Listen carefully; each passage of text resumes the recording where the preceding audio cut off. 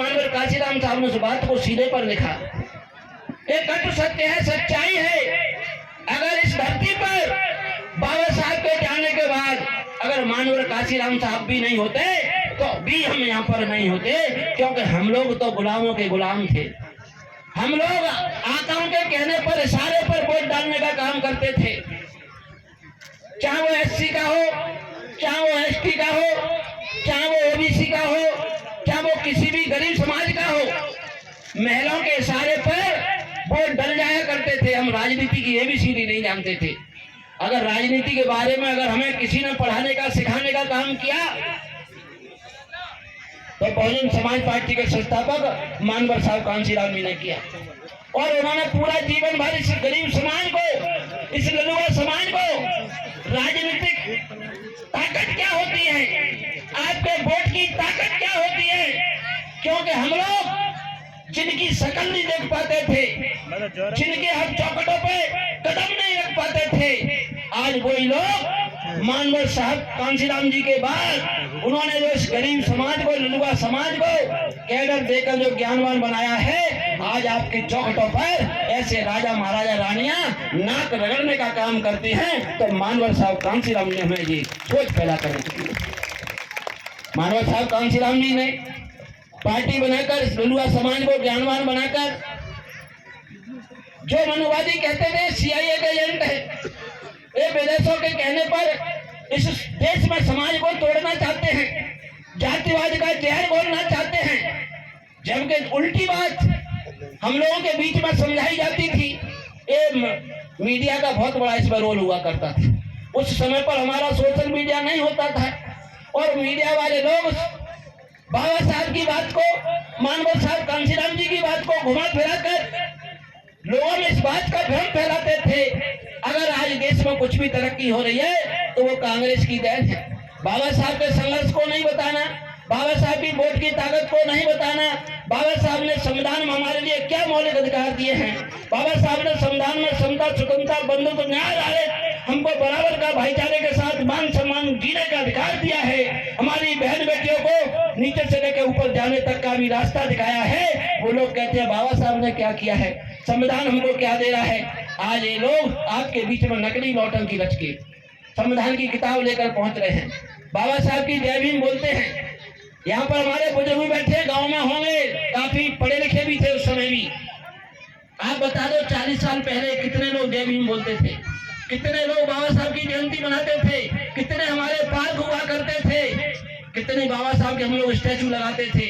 40 साल पहले शायद इक्का दुक्का देखने को मिलती थी। अगर आज इसकी भरमार आ रही है तो कहीं ना कहीं ये सोच है कि मानवर काशीराम साहब ने हमारे अंदर वो चिंगारी पैदा कर दी कि बाबा साहब का कोई अपमान नहीं कर सकता, बाबा साहब की मूर्ति के साथ कोई भी चिल्लाड़ नहीं कर सकता। ये ताकत कहां से आ रही है? ये कहीं ना कहीं बहुजन समाज पार्टी से आ रही है। बहुजन समाज पार्टी के लोगों ने, मानवर साहब कांशीराम जी, आज आदरणीय बहन कुमारी मायावती जी ने पूरे देश में इस गरीब समाज के लिए जो संघर्ष किया है वो किसी से छुपा नहीं है। मध्य प्रदेश में जब से देश आजाद हुआ है, जब से या तो कांग्रेस या भाजपा की सरकार रही है, और दोनों सरकारों ने बाबा साहब का कितना सम्मान किया है किसी से छुपा नहीं है। या अन्य हमारे महापुरुषों का, संत गुरुओं का कितना सम्मान किया है ये किसी से छुपा नहीं है।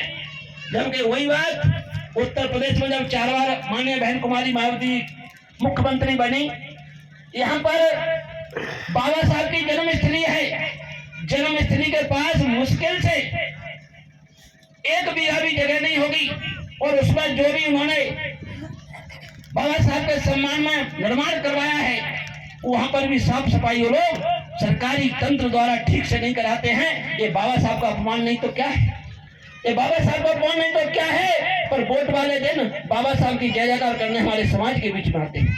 जबकि वही बात उत्तर प्रदेश में जब माननीय बहन जी मुख्यमंत्री बनती हैं तो आज हमारे यहाँ पे इस मूर्ति को अनावरण करने के लिए हम लोग आए, हमारे भिक्षु संघ ने मूर्ति का अनावरण किया। क्या इतना हमारे लिए काफी है? उसके लिए भी हमारे सरपंच साहब ने इस मॉनिटरिंग कराने का आश्वासन दिया। हमारे मान साहब आगे उसकी बात कर रहे थे कि हमें इसमें ऐसा करना है। जब आप लोग अपने वोट से सरकार बनाते हो, आप लोग अपने वोट से विधायक और सांसद बनाते हो, तो फिर एक काम काम उनका ज्यादा है, आपका पहले कम है। हम लोग इसको इकट्ठा करके सहयोग जितना भी कर दो वो कम है, क्योंकि सरकार बहुत कुछ कर सकती है अगर उसकी नीयत अच्छी हो। क्योंकि बाबा साहब ने ये बात तो कही थी, किसी भी देश का संविधान कितना भी अच्छा क्यों ना हो, अगर उसको चलाने वाले की नीयत अच्छी नहीं होगी तो वो संविधान को खराब बताएंगे। जबकि संविधान में कोई कमी नहीं है। संविधान पूरे विश्व का सर्वोच्च संविधान है, जिसमें हर धर्म मजहब, छोटे बड़े को, बहन बेटियों को, बुजुर्गों को, भाइयों को, सभी के लिए बराबर के मौलिक हक अधिकार है। हर किसी के लिए मान सम्मान है, किसी के साथ कोई भेदभाव नहीं है। अगर यही संविधान मनुवादियों को मिलता तो उनकी गोली से मरता तो उनको 1 दिन की सजा मुश्किल से मिलती, अगर शूद्रों की गोलियों से मरता उसको आजीवन कारावास या फांसी की सजा मिलती, अगर उनको संविधान लिखने का मौका मिलता। पर बाबा साहब ने संविधान लिखा, अगर किसी के भी हथियार से गोली चलती है, वो किसी भी जाति धर्म मजहब का हो, उस पर धारा 302 लगेगी और उसको जेल की सलाखों के पीछे जाना पड़ेगा। इसको कहते हैं न्याय करने वाला देवता। इसीलिए बाबा साहब को हम लोग भगवान की तरह मानते हैं। बाबा साहब की बात को नहीं मानते, ये हमारी दुर्भाग्य है, ये हमारी गलती है कि हम लोग बाबा साहब की बात को नहीं मानते। आदरणीय बहन कुमारी मायावती बात में क्यों कर रहा हूँ, माननीय बहन कुमारी मायावती जी ने अपने शासनकाल में 28,000 ग्रामों को, कितने ग्राम, 28,000 ग्रामों को डॉक्टर भीमराव अंबेडकर ग्राम योजना के नाम से 14 करोड़ की लागत से उनको डेवलप कराया और उन 28,000 ग्रामों में बाबा साहब की आदमकद की मूर्ति लगाकर उसकी छतरी बनाकर जिस पर पक्षी भी बीट ना कर सके, बाबा साहब के सिर पर कोई गंदगी ना कर सके, वो सरकार करने का काम करती है। आज 28,000 ग्राम पूरे बाबा साहब डॉक्टर भीमराव अंबेडकर ग्राम योजना के नाम से स्व संचालित है। वहाँ पर छोटा सा अस्पताल है, अच्छा सा स्कूल है, खेल का मैदान है और भव्य बाबा साहब का पार्क बना हुआ है। ये कब हुआ, जब आपकी सरकार बनी।